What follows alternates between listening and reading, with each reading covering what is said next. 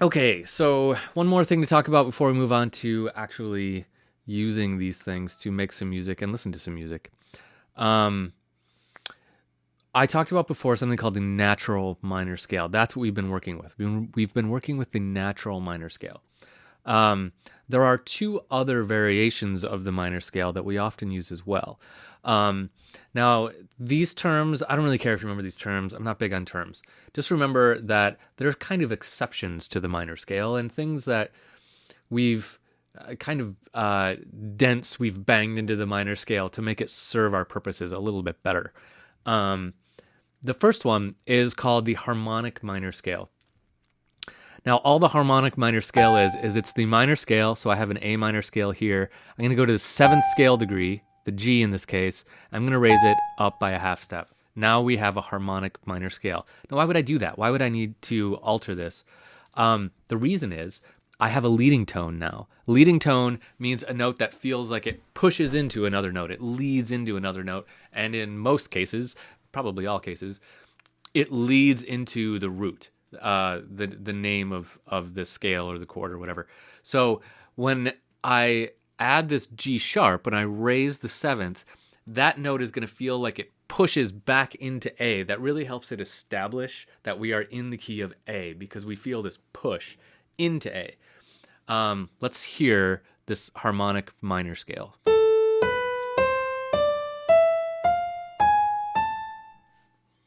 Okay, so you could feel on this note, this G sharp, this like leading in to A. If I stopped it right on that G sharp, you would feel very unfulfilled. You would feel like we were going somewhere and now it just stopped.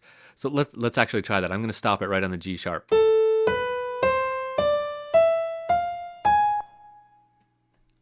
You know, like you're hearing in your head the next note, right? It's like leading you into it. That's why it's called leading tone. So that helps us just establish the tonic of A minor. Whereas if we don't have that, if we just have the G in the natural minor scale, then we don't have that push of a leading tone. So sometimes we do use that leading tone push.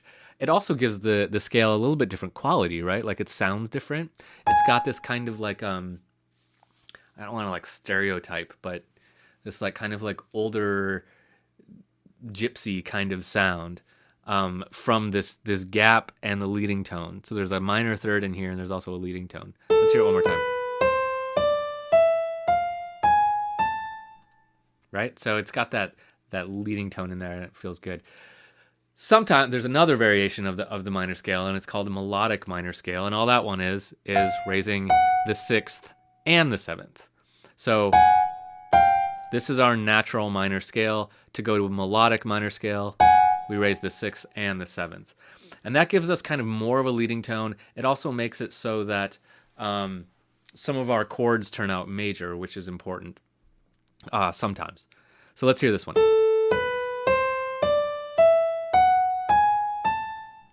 So this one, if you remember what we did to make the minor scale out of the major scale, is from a major scale, we lowered the third, the sixth, and the seventh, right?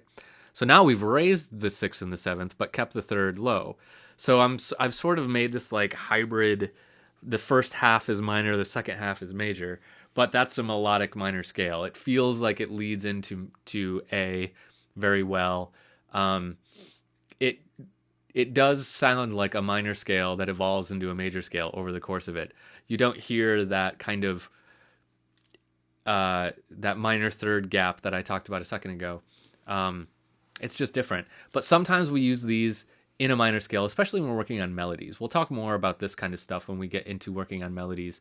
That, these notes, they're fine. You can, the thing to remember is that if you are working on something and you're in a minor key and you're like, man, it really sounds like that should be a G sharp, then it's cool. You can totally do that. You're using a different kind of minor scale, but that's fine. It exists. So don't ever let the theory dictate what you write. You should always let your ear dictate what you write. But that being said, this particular theory can account for when you say, man, I really wish that was a G sharp. You can do it. So that's the harmonic and the melodic minor scales. Okay, moving on.